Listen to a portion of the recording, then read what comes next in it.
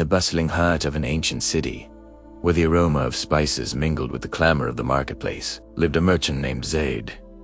He was a man of immense wealth, his name a byword for success. His warehouses overflowed with silks from the east and precious metals from the west. Zaid walked with an air of unshakable confidence, his fine robes trailing behind him like a declaration of his status. He saw himself as the sole architect of his fortune, a master of trade, and a king in his own right. When he passed the poor and the needy, he would avert his gaze, a flicker of disdain in his eyes. He believed their poverty was a result of their own failings, a stark contrast to his own self-made brilliance. His companions were a circle of equally affluent men, who praised his every move and laughed at his every joke, their loyalty as thin as the gold leaf on their teacups. For Zaid, life was a game he had won, and he saw no reason to share the prize. One evening, as the sky turned a bruised shade of purple, Zaid dispatched his most valuable caravan yet. It was laden with treasures that represented the culmination of a year's hard work, a fortune that would elevate his status even further. He watched it disappear over the dunes with a smug smile, already counting the profits. But that night, the heavens opened. A storm of unprecedented fury descended upon the desert. Winds howled like vengeful spirits, and rain fell in sheets, turning the sands into a treacherous, churning sea. News traveled back to the city on the lips of a lone, battered survivor. The caravan was lost, the goods, the camels, the mina, swallowed by the unforgiving storm.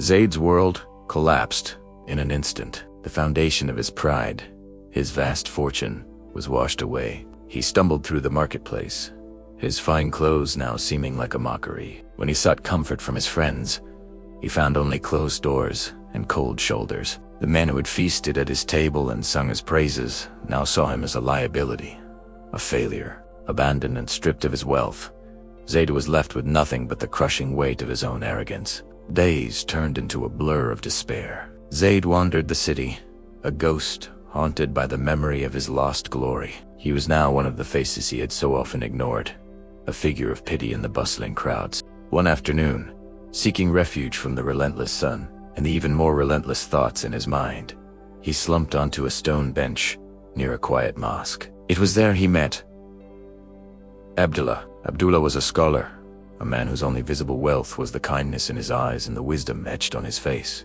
He carried no silks, no gold, only a well-worn copy of the Quran. Seeing the profound sorrow in Zaid's expression, Abdullah sat beside him, not with pity, but with compassion. He didn't ask about the lost fortune.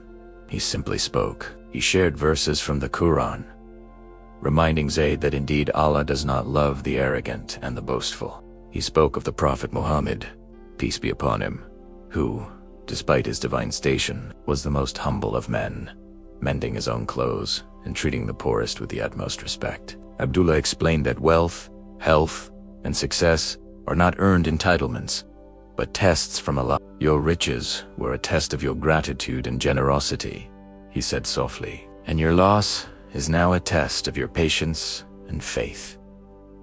Each word was like a gentle balm on Zaid's wounded soul. Abdullah explained that true richness is not found in a full purse, but in a content heart and a soul submitted to its creator. The encounter with Abdullah was a turning point, a spiritual awakening for Zaid.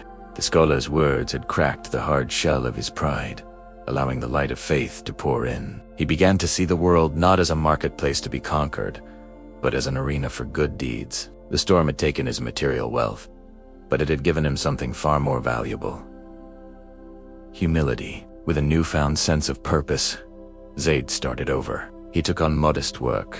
His hands, once accustomed to counting gold coins, now learning the dignity of honest labor. He slowly rebuilt his business, but this time his approach was different. He was fair in his dealings, generous with his employees, and mindful of the needs of his community. A portion of every profit he made was set aside for the poor and the orphaned, the very people he had once scorned. He no longer sought the company of the superficial elite, but found true companionship among the sincere and the pious. His home, though less extravagant than before, was now filled with genuine warmth and the blessings of shared meals with those in need.